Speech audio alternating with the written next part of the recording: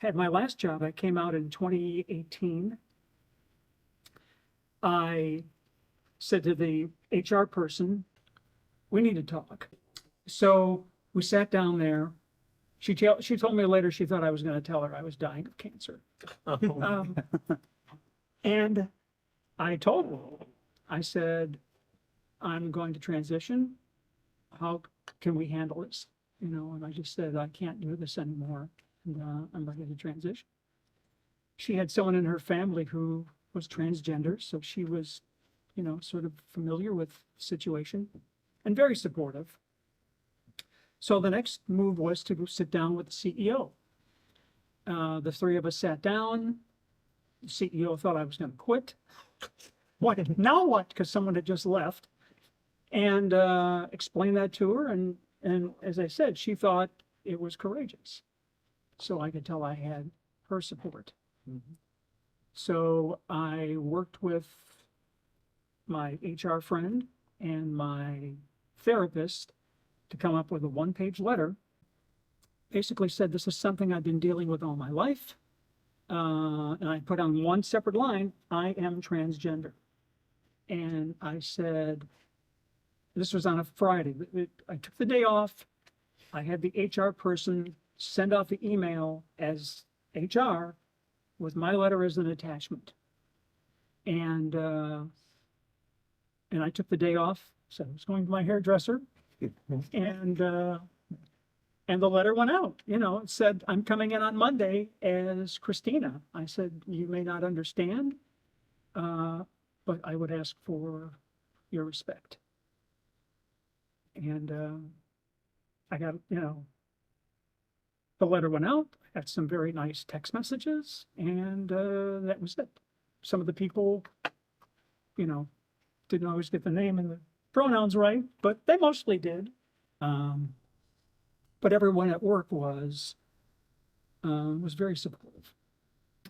But I will share a lesson. One of the things I did, and you have to excuse me for being a jokester, but I did this on purpose. I brought everybody in one at a time and said, now, this is just between you and me. To see who would spill the beans.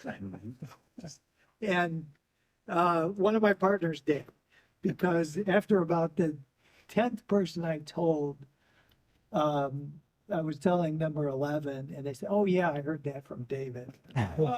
David's the one. I had exactly the same. But my response was just, the response I got was very positive. I have clients, right? We work for clients. And so I sent out a nice email to everybody I could think of. And typically, I got back a congratulatory letter from the president or owner of the other company. So I had a very positive experience. Yeah, and it just is tremendous. I'm so happy. Yeah. And then I started talking to my boss and my coach, and then individuals. And I had told a couple of individuals before we'd got sent home before COVID, and I've been work from home since then. And then just started telling other groups and everything else, and because of eBay's outlook on life, shall we say, there has been nothing but support and everything else. And you go through so many different cycles of, the timing, the pace, staging it, acceptance, because you never know quite how those dominoes are going to fall, and, where I feel fortunate, I think there are other people that aren't because of market forces. Joanne did come out at work and felt that things were actually better afterwards with the people that she worked with, driving a school bus than it was before. And so, but one thing we didn't really talk about was the reactions of some of the students that you. The students were good. They understood, and pretty much after the first year, the next year when the students were on the bus, they all thought I was female.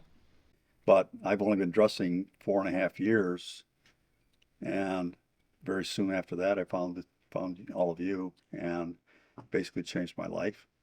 And I'm working now, and because of Lynn, I'm working with Katrina, who most of you met last month.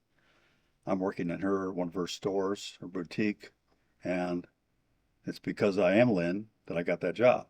So Cynthia mentioned the risk assessment thing, and one of the disadvantages is how do you control the flow of information that comes out? And so, one of her concerns was when one person finds out, kind of like what happened to you over there, everyone finds out, and how do you really control that? And so that is a huge disadvantage.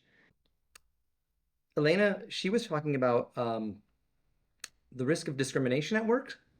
She was talking about lack of promotions, lack of getting the proper raises, the potential for verbal abuse, the potential to be excluded from company activities, and just an all-around unpleasant work environment. And then in the end, resulting in reduced workload, which might make you not feel so good about yourself because a lot of people choose their jobs and their jobs are a part of their persona. And so those are all risks that can happen.